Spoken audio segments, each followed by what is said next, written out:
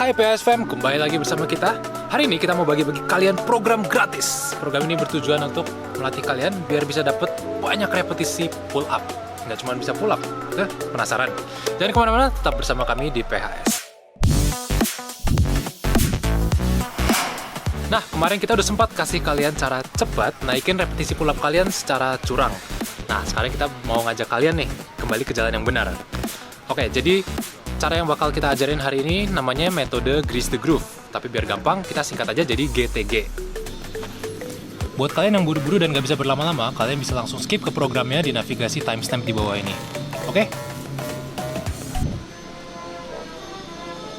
Jadi saya mau cerita sedikit soal metode GTG ini. Metode ini ditemukan oleh pelatih pasukan khusus Rusia bernama Pavel Tsatsouline. Jadi metode ini karena sangat populer, dia diadopsi oleh banyak sekali negara barat, termasuk pasukan khusus Amerika Serikat. Ya, ini di mana ya? Aduh, tulang punggung nenek. Ya, tadi kita udah bahas latar belakang sejarah metode ini. Sekarang kita mau bahas latar belakang ilmiahnya.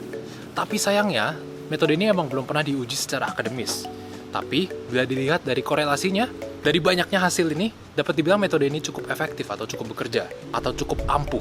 Pavel ini percaya kalau kita melatih satu gerakan yang sama secara berulang-ulang tanpa mencapai titik di mana kita kelelahan, kita dapat melakukan gerakan tersebut secara lebih berkualitas dan juga lebih banyak. Tapi harus diingat, kalau di sini kata kuncinya adalah tidak berlatih sampai kelelahan, fam.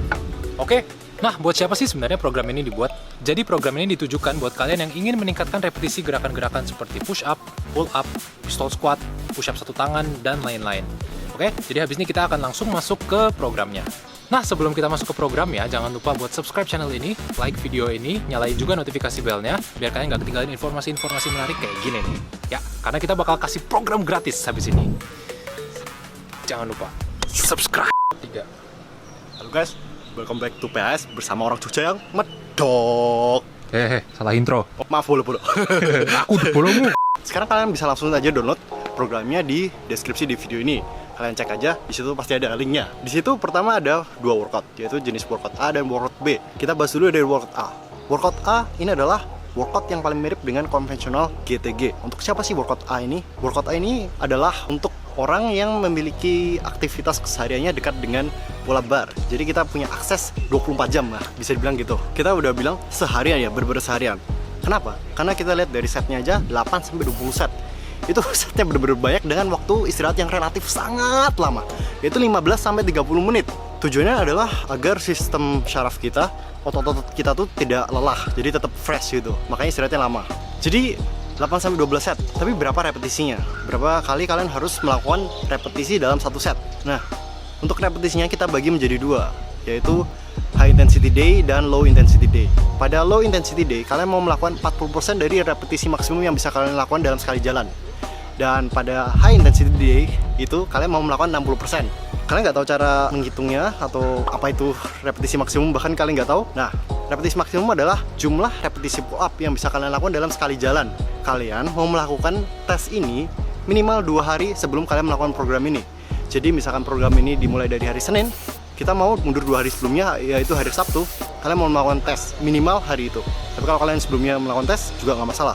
Nah, dan setelah itu di akhir minggu, di hari Jumat, kalian mau melakukan repetisi maksimum lagi. Kalian mau ngetes berapa repetisinya, lakukan pull up lagi sebanyak mungkin.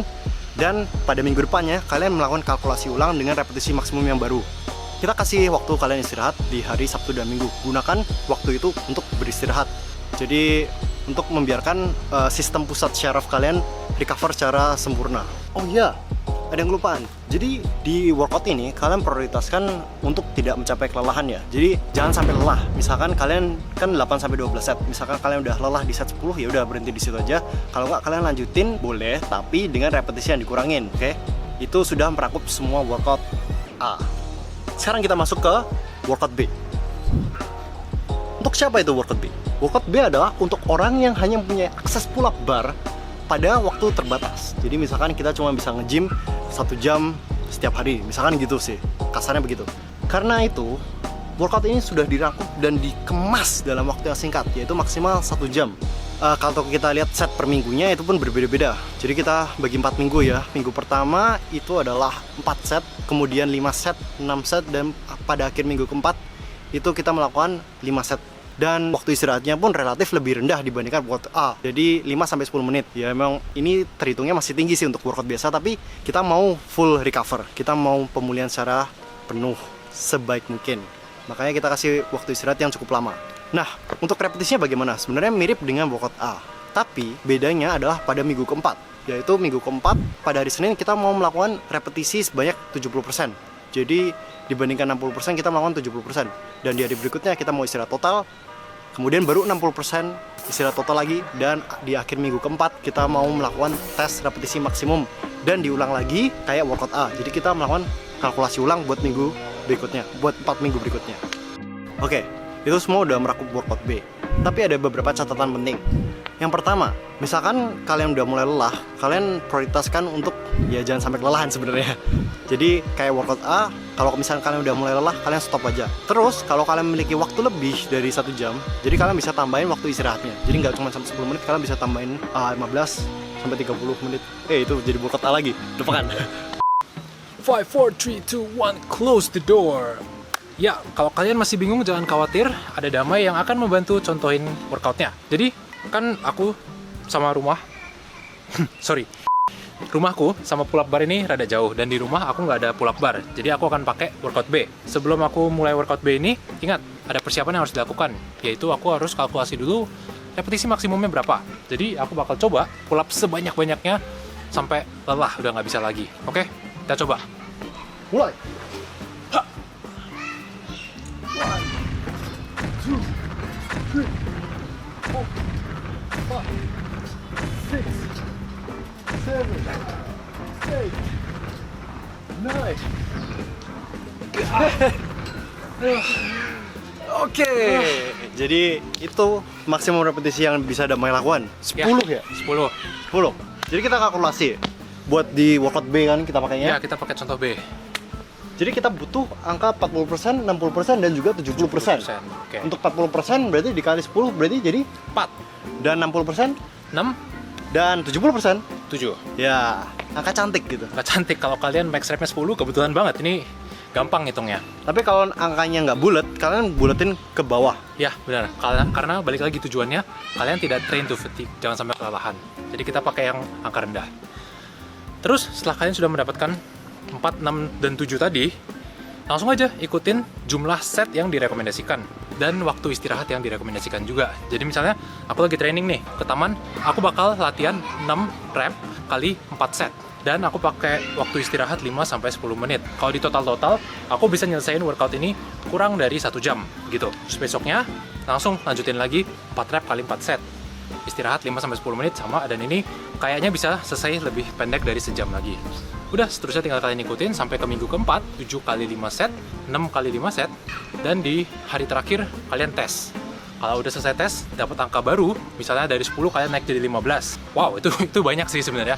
Kalau 10 jadi naik ke 15 misalnya, di minggu berikutnya, berarti minggu kelima nih ya, kalian pakai max rep yang baru itu. Oke, semoga ada gambaran ya sekarang, jadi nggak terlalu bingung. Terus, kalau kalian tanya, Bang, bakal naik berapa banyak? Bang, naiknya berapa lama? Nggak usah tanya. Ya, Kalian nggak usah praktekin aja, minggu keempat dijamin pull up kalian pasti naik. Ya, kalau kalian pakai metode ini dengan baik dan ngikutin semua poin-poin penting rekomendasi yang kita kasih, pasti naik repetisinya. Termasuk istirahat ya. Ya, Soalnya kadang ada yang kayak merasa kayak kurang. Padahal itu nggak dibutuhkan buat repetisi ini. Iya, buat GTG ini justru jangan kayak gitu. Benar. Itu aja dari PHS. Sekarang we learn together. We grow together.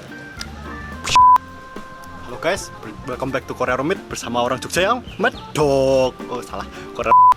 Halo guys, welcome back to PHS bersama orang Korea yang medok. Nggak keluar kodok sama lizard.